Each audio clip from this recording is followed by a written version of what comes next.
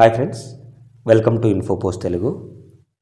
మనకు చాలామంది జీడిఎస్ అభ్యర్థులు కొన్ని రిపీటెడ్ క్వశ్చన్స్ అడుగుతున్నారండి. వారి కోసమే ఈ వీడియో నేను ప్రత్యేకంగా చేస్తున్నాను. ఈ వీడియోలో మీకు చాలా టాపిక్స్ అయితే కవర్ అవ్వడం జరుగుతుంది.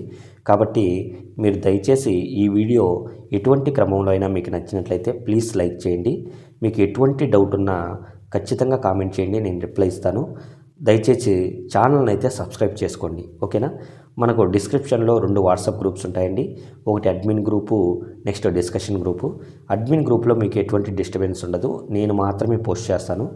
డిస్కషన్ గ్రూప్లో ప్రతి రాష్ట్రాల నుంచి అభ్యర్థులు ఉంటారు కాబట్టి మీకు ఎటువంటి డౌట్ ఉన్నా వారితో మీరు చర్చించుకోవచ్చు. నెక్స్ట్ మనం టాపిక్లో వెళ్ళినట్లయితే 8th పే కమిషన్లో జీడిఎస్లను చేర్చుతారా?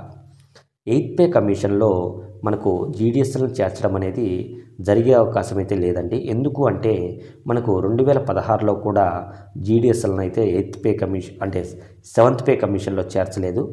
ఇప్పుడు కూడా అలాంటి పరిస్థితులే కనిపిస్తున్నాయి. ఎందుకంటే మన పోస్టల్ డిపార్ట్మెంట్ ఇప్పటికే లాస్లో ఉన్న డిపార్ట్మెంటు. దీనిపైన ఎవరికీ కూడా సానుకూల దృక్పథం అయితే లేదు. మనకు ఇంకా ఎక్కువ వర్క్లోడ్ పెంచి ఈ పోస్ట్ ఆఫీస్ను ఎలా వృద్ధి చేయాలనే దాని మీదే ఉంటున్నారు, కానీ మనకు శాలరీలు పెంచి మనల్ని ఇంకా ప్రోత్సహించాలనే భావన అయితే లేదు. ఎందుకంటే ఈ మధ్య జరిగిన పరిణామాలే మీకు తెలుసు. మనకు విజిటింగ్ అయితేనేమి, చాలామంది కేంద్ర మంత్రులు వారు ప్రకటించిన వార్తలు అయితేనేమి మనకు ఇంకా వర్క్లోడ్ పెంచే అవకాశాలు అయితే కనిపిస్తున్నాయి.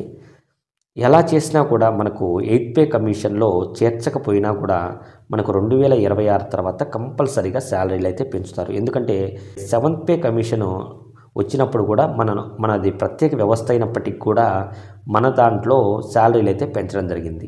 అలాగనే ఇప్పుడు 8th పే కమిషన్లో కూడా ఎంతో కొంత అంటే మనకంటూ ఒక కమిటీ వేసి ఎంత పెంచాలనే దాన్ని బట్టి మనకు మినిమం 20 to 25 ఉంటుందండి.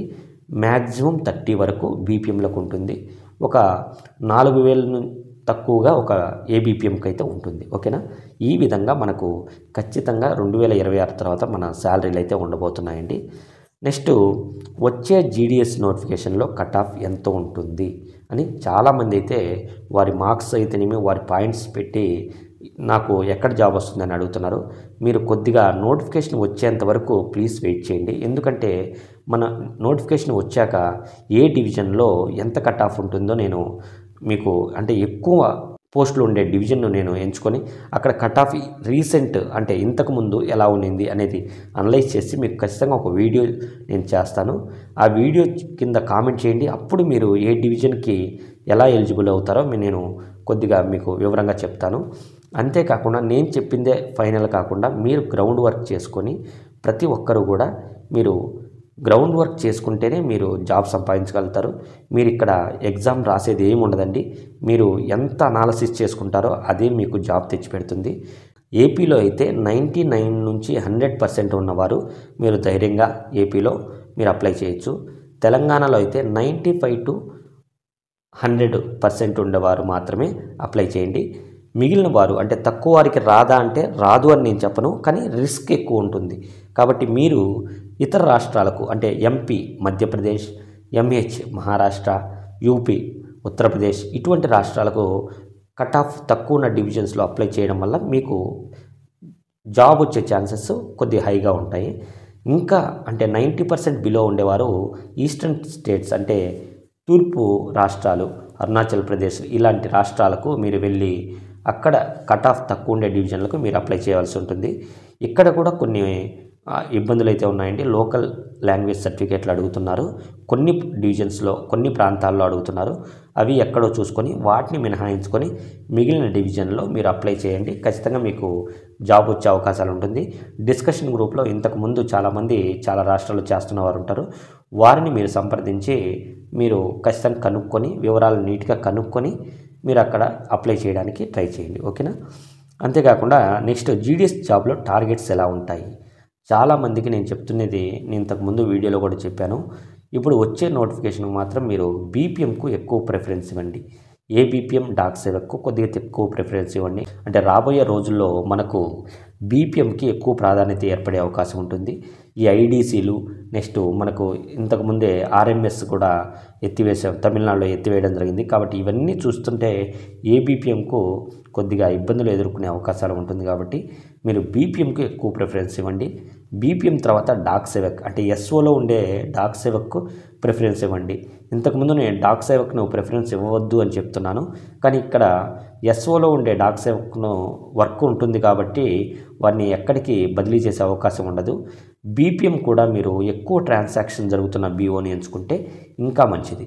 ట్రాన్స్ఫర్ అయ్యేవారు కూడా మీరు ఇవి పరిగణలోకి తీసుకొని ఎక్కువ వర్క్ ఎక్కడ జరుగుతుందో అక్కడ మీరు ఉంటే మీకు స్థానచలన అంటే మీరు ఎక్కడికి ట్రాన్స్ఫర్ కానీ బదిలీ కానీ చేయడం అనేది ఉండదు. రాబోయే రోజుల్లో కొన్ని పరిణామాలు అయితే మన పోస్ట్ ఆఫీస్లో సమూలంగా జరిగే అవకాశాలు ఉంటుంది. మన పోస్టల్ డిపార్ట్మెంట్ని ఒక బ్యాంకింగ్ సెక్టార్గా మార్చే అవకాశం ఖచ్చితంగా ఉంది. కాబట్టి దయచేసి మీరు పీపీఎంగా వెళ్ళేదానికైతే మీరు ట్రై చేయండి, ఓకేనా. అంతేకాకుండా టార్గెట్స్ ఎలా ఉంటాయని చూసుకున్నట్లయితే కంపల్సరీగా హెవీ టార్గెట్స్ ఉంటాయండి. మీరు దాంట్లో నో డౌట్స్ ఏపీ తెలంగాణలో బాగానే టార్గెట్ ఉన్నాయి, కానీ తెలంగాణతో పోలిస్తే ఏపీలో టార్గెట్స్ అయితే ఎక్కువ ఉంటున్నాయి. అంటే ఇక్కడ ప్రతి మంత్ కూడా టార్గెట్స్ ఉంటాయి. కాబట్టి దయచేసి మీరు ఎక్కడికి పోయినా కూడా ఈ టార్గెట్స్ అనేటివి కామన్ అండి. మీరు ముందే స్టేబుల్గా ఉండండి. అంటే టార్గెట్స్ ఖచ్చితంగా ఉంటాయి. మనం ఎలా చేయాలి అనేది నెక్స్ట్ వీడియోస్లో టార్గెట్స్ ఎలా చేయాలి, ఏ విధంగా కస్టమర్ని అప్రోచ్ అవ్వాలి, ఇవన్నీ కూడా నేను వీడియో చేస్తానండి. మీకు ఎటువంటి ఇబ్బంది లేదు. బయట ప్రైవేట్ జాబుల్లో ఎదుర్కొనే సమస్యల కంటే ఇక్కడ అంత పెద్ద సమస్య లేదని నా అభిప్రాయం. నేను చేస్తున్నాను కాబట్టి, ఆంధ్ర తెలంగాణ రెండిట్లో నేను చేస్తున్నాను కాబట్టి వర్క్ మీకు ఇంత వివరంగా నేను చెప్తున్నానండి. ఇది నేను ఖచ్చితంగా ఫేస్ చేశాను కాబట్టి మీకు వివరంగా చెప్పగలుగుతున్నా. దయచేసి ఛానల్ అయితే ఫాలో అవ్వండి, సబ్స్క్రైబ్ చేసుకోండి. Thank you.